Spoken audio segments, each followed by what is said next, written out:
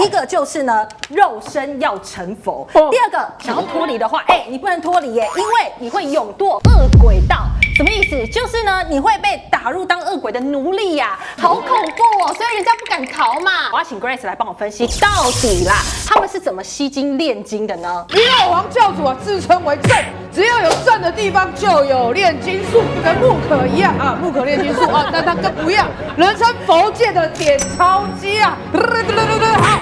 自带跟各位讲，第一个你可以选择线上。等一下，我可不可以去那边？我怕我笑炸。